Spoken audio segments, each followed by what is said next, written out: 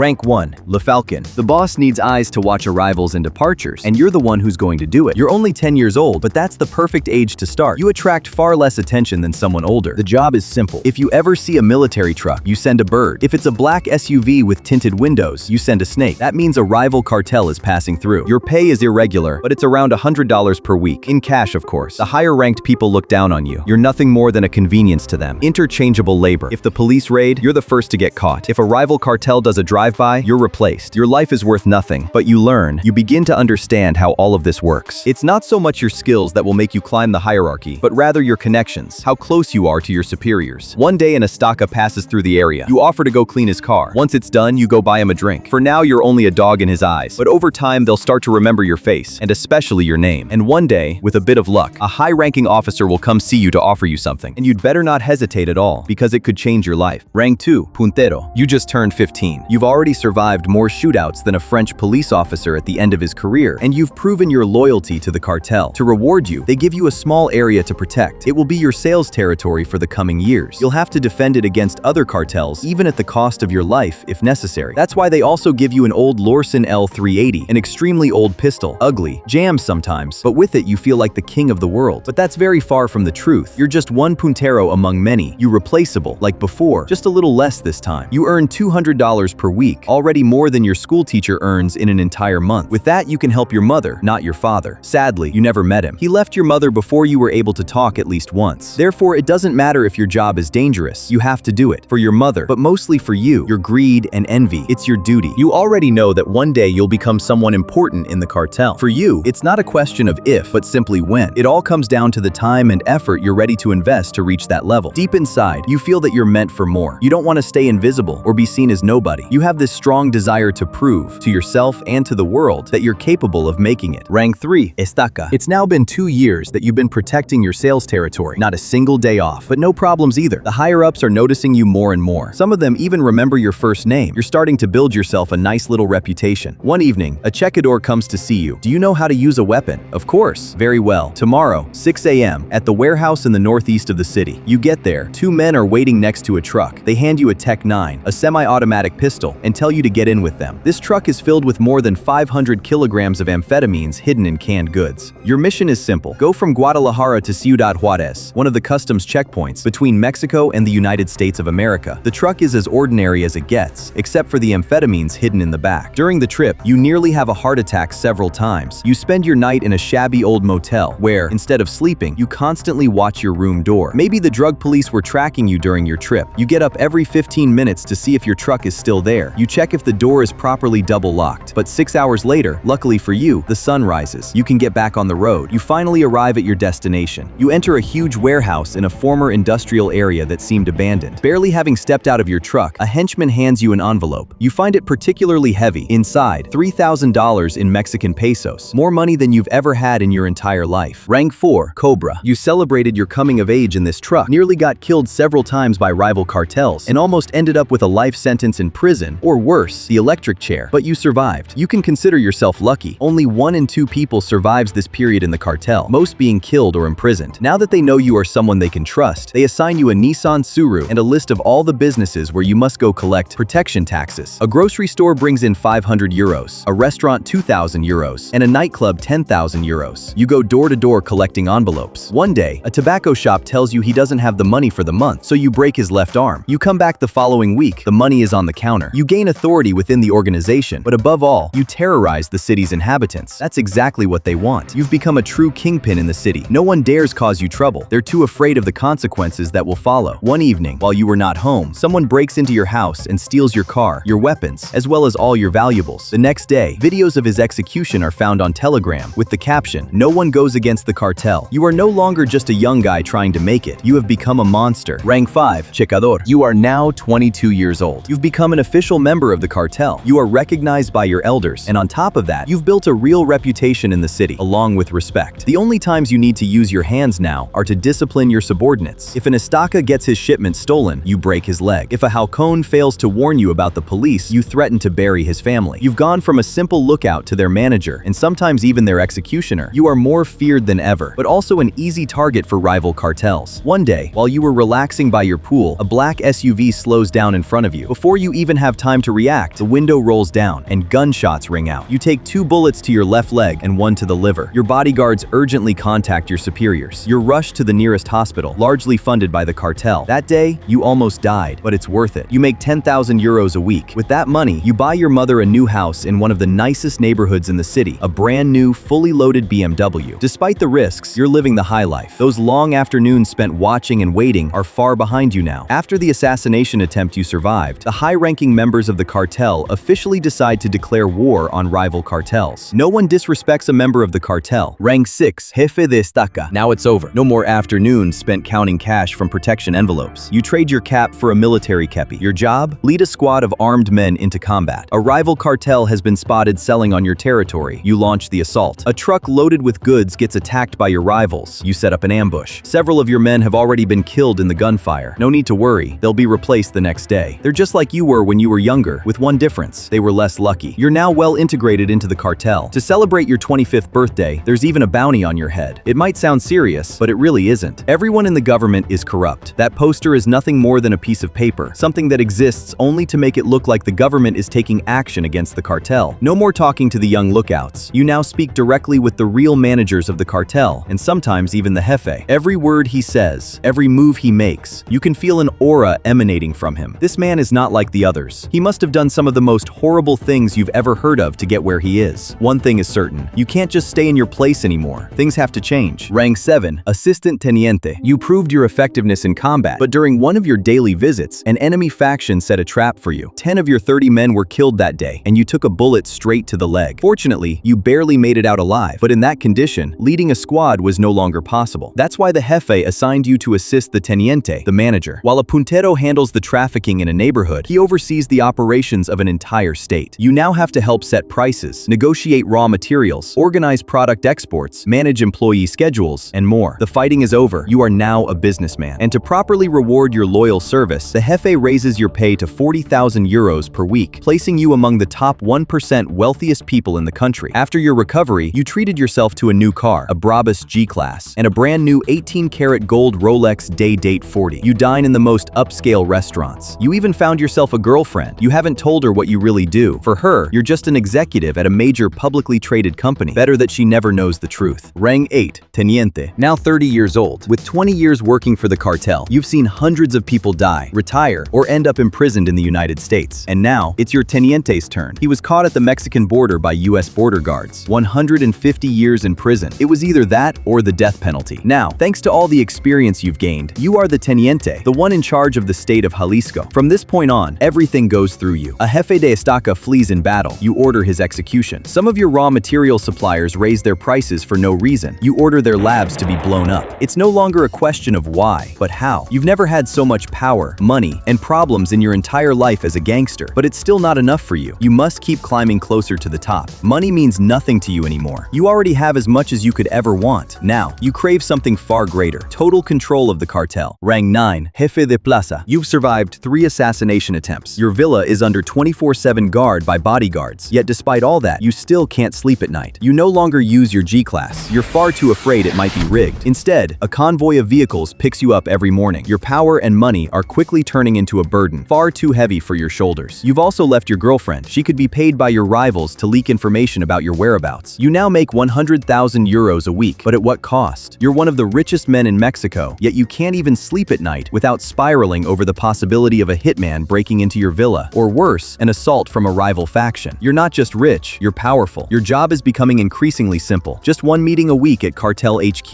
with the top-ranking members. Rank 10, Lugarteniente. The jefe, the founding leader of the organization, is getting old. He needs a right-hand man to support him, and naturally, his choice falls on you. You're no longer handling the business side. Now, you oversee criminal diplomacy. You meet with your Japanese, Italian, and South American counterparts to sign transport agreements. You plan the construction of airports in the middle of the desert, and you buy stakes in industrial ports to move shipments more safely and efficiently. You are now part of the top 0.1% richest people in the country, earning 250,000 euros a week. Money hasn't been an issue for a long time. The real problem is you. You order the assassination of your own men because you suspect them of being spies sent by rivals to kill you. Nights of proper sleep have become rare. Rank 11, the jefe. Following the death of the previous jefe, you are promoted to the highest rank in the organization. From that moment on, your activities change completely. You finance finance an electoral campaign with your own money to become governor of your state. Naturally, with the millions you've invested, you get elected without much difficulty. From then on, you push through laws that further reduce the judicial pressure on cartel members. You fund the campaigns of other associates to gain even more influence within the government, and you bribe various officials. Those who refuse your money, you have them killed. From now on, you hold near total control over all trafficking in the country. You are the richest man in Mexico.